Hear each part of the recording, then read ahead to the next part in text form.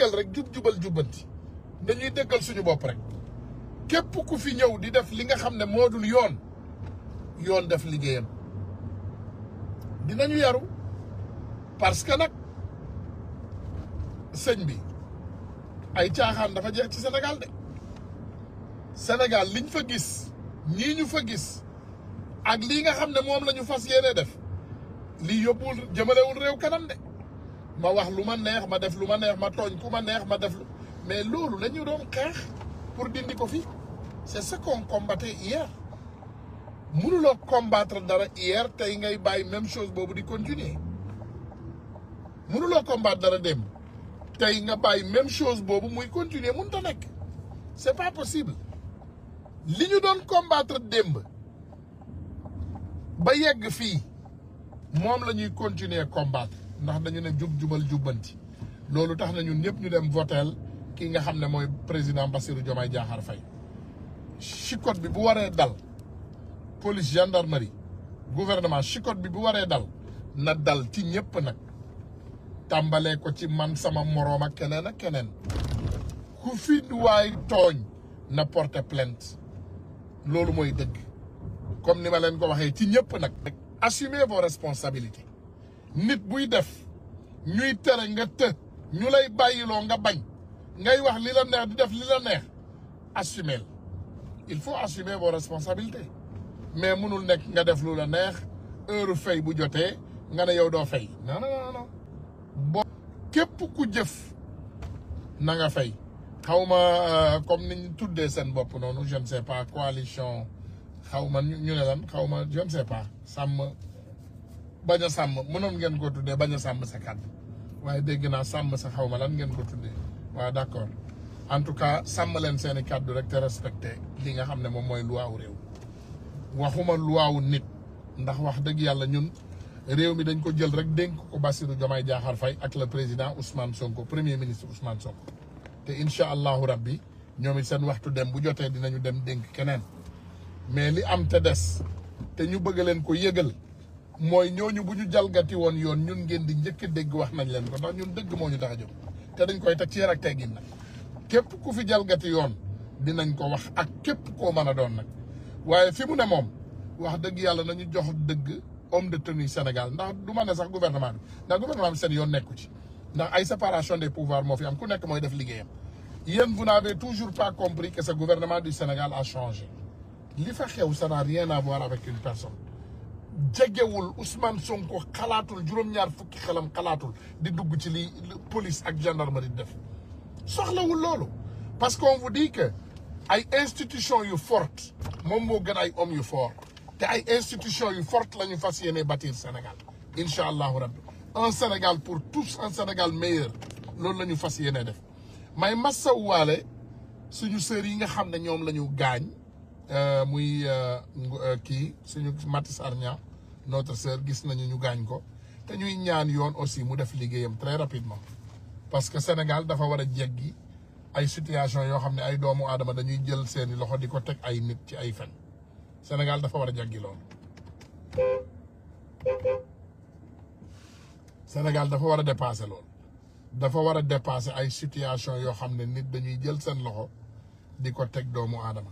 no one has the right to put their hands on someone loi la ñu wax bu nit bu la defee lu la neexul wala wax la lu la neexul porter plainte waaye yëfumaa tey yooyu wala fajal sama bopp yooyu jeex na ci réew mi ñu ngi xaar nag ñi am fit bu leen am lu fit yéen a yor seen làmmiñ def leen li leen neex bu leen am lu fit bàyyi leen di dagg phrase yi gis naa leen ay nit yoo xam ne dañuy dagg ay phrase déedéet ku bëgg a saaga saagaal ku am fit saagaal ku am fit saagaal ku ne yow am nga fit da ngay saagaal ku am fit da ngay saagaal loolu lañ leen wax mais bu leen man lu da ngeen am fit saaga leen c'est tout un point un trait da ngeen am fit saaga leen ku am fit saagaal ku bëgg a wax safaan waxal safaan be quiet young lady ku bëgg a wax safaan waxal safaan ku bëgg a def safaan defal safaan waaye bu leen xaar de nit ku leen di dimbali wala ku leen di génne ci yi ngeen nekk donc bu leen am lu fit ku am fit amal fit rek waaye bu leen doon nag ay tapet wala ay samba laar moom xam nga di waxantu nga bëgg a yegg te yeggoo yooyu yëpp nang leen ci génn patriotes yi nag focus leen il faut ngeen xam ne sénégalais yi tey am na lu ñu leen won ci sondage xam nga lu leen sénégalais yi won mooy won nañ leen ne am na benn groupe sénégalais boo xam ne nawloo wuñu leen ah tey sa waay ay nit a génn ak cortège ne fu ñu jëm cybercriminalité kenn topp leen kenn tàccu leen kenn defu leen dara kenn topp leen donc xam ngeen loolu lu mu teg mooy jëli leen seen carte d'identité ngeen pare pour élection législative yi ñu jëm incha allahu rabbi lii bugguñu ci sax ay victoire 20% amin 90% wala 80% nañu dem ba jël 98%. Tous ces petits mécontents là ces petits xawma je ne sais quoi qui se disent qu'ils pèsent quelque chose dinañ fa yegg dinañu xam ne peese wuñ dara voilà peese wuñ dara il ne pèse rien seen coow a bari rek waaye peese wuñ dara cortège du gagné ay élection luubal naa ay milliards u jàmbur jënd ci ay 4x4 di ko yóbbu ay cortège demu gañewul ay élection doon naa milliardaire jaar naa ko fii jaar naa fale créé naa ay def naa sama ay camlangal lijjanti fi ay milliards jëndee ko ay cortège gañewul ay élection xam nga ay élection lu koy gañe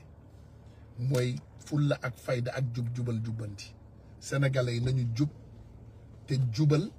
te jubbanti ñun ñoo ko woote léegi nag loo woote da nga koy assumer je vous dis que les responsabilités commencent par soi-même kenn ku nekk ci ñun sois le premier responsable de tes actions bul fi def nag say tojaange ñu war laa atte ñu war laa teg ci yoon nga ne non yow kenn waru laa teg ci yoon yooyu amu fi de ku def tojaange dañ lay teg ci yoon ku def loo xam ne waroo koo def yoon dina def liggéeyam ak koo mën a doon ku def loo warta def yoon dina def liggéeyam ak koo mën a doon nag loolu bàyyi leen ko xel ku def lu fi waaju fi def lu fi waay def waaye na jël ay responsabilité mënu leen fee def ay tojaange dugg ci loo leen xamul def ay njaaxum bu ñu leen indee ci yoon ne yoon na leen atte ngeen di crier ay victimes non il faut assumer ku dem kay bay wax assumer ku mel ni gouvernement dina génn di wax ay waxam dof génn di démentir loolu te amoo benn kayit boo ko teg loolu ku ko def yoon day def liggéeyam rek yoon dina leen woo ku diffamer doomu aadama nga jël ay tuuma teg ko nit mais dinañ la wax tuuma yooyu nga teg nga indi ay preuve soo indi ay preuve du nekkatul tuuma mais pour di jooy fii ay victime wala jaay doole déedéet ma jox leen exemple bi gën a gaaw ngeen jéggal ma ko nag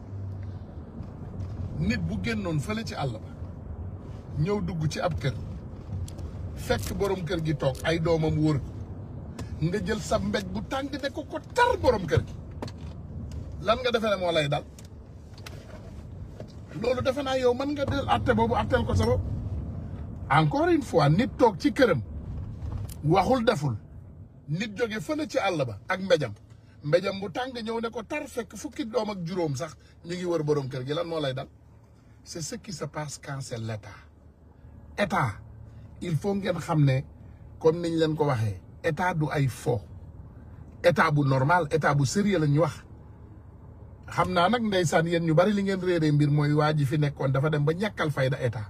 ba ngeen defee ne état lu ñàkk fayda la déedéet état lu sérieux la kenn ku nekk ci ñun buy jël état na ko jëlee lu sérieux kiñ fi yoroon dañ ko dénkoon ab état mu jël état bi def ko marché Sandaga ñun ñëpp ñu jël suñu ay responsabilité nangu ko jox ko ay nit yu sérieux est-ce que gis ngeen le président Bassirou Diomaye Diakhar Faye buy tukki da koy teg ci yoon bu yeggee fi mu jëm da koy teg ci yoon lépp lu muy def da koy teg ci yoon te loolu la ñu bëggoon muy état bu jub état buy jubal ak état buy jubbanti loolu la ñu gëm loolu la ñu ñaan léegi nag on ne peut pas vouloir une chose et son contraire mënuñoo laaj ne ñun ñoo bëgg état boo xam ne day indi mbiri yoon état bi di teg mbiri yoon ngeen di jooy déedéet damay ñaan suñu kilifa diine kilifa aada citoyen sénégalais bu leen dugg ci seen caaxaan yi de li ngeen gis ñuy def nii yëpp c'est de la manipulation pure et dure la ndax benn mënuloo sàcc alalu réew mi nga ne yow kenn du la atte loolu mënta nekk bu fekkee sàccoo tu amènes les preuves tu rentres chez toi ndax naa leen wax benn affaire néew ma deful waaye barki Dembo Njaay ñaari nit lañ fi woo dañ fi woo Lat Diop ñu ne ko indil ay preuve Lat Diop mënul indi benn preuve ñu jàpp ko teg ñu woo Abdoulaye Sylla néew ma moo def ak deful waaye biñ ko ne avion privé tudd fii 2000 nangam moom indi na ay preuve am comme quoi que nee na Macky Sall maanaam dafa utiliser turam en ce moment nee nañu moom mbir mi nee na bii xew moom fekk ko Sénégal te Dubaï bi ñuy wax tamit mbir mi fekk ko fa donc moom indi na ay preuve yi wone ne du moom nit ki moom moo defoon loolu en ce moment donc bàyyi nañ ko mu ñibbi je ne dis pas que moo def wala deful ndax loolu man du sama c'est pas ma responsabilité je sais que daal enquêteurs yi saa boo leen joxee dossier te mu doon dossier bu solide dinañu woo ñi ñu war a woo entendre leen ku def ñu wax ci ñu atte la ku deful ñu bàyyi la nga ñibbi donc tey képp ku ñu jàpp ci kaso bi dugal leen fa bu ñu nelawal seen xel yi ça n'a rien à foutre avec le président Ousmane Sonko yónneewul waxloowul moom bu amee lu mu wax da koy teg ci yoon ndax moom lañ ko laaj ñii ngeen fa gis ñu dugg ci kaso bi mooy ñii nga xam ne ñoom ñoo jël seeni ay responsabilité def te ku def nag tu vas payer les conséquences donc gars yi loolu rek laa waxoon naa ne woon tey ma baaxee leen ko di leen jéggaluwaat rek di ñaan yàlla incha allahu rabbi ñu continuer ci liggéey bi nga xam ne moom la ñu nekk ñu focus ba li nga xam ne moom la ñu bëgg yàlla defal ñu ko le 17 novembre on se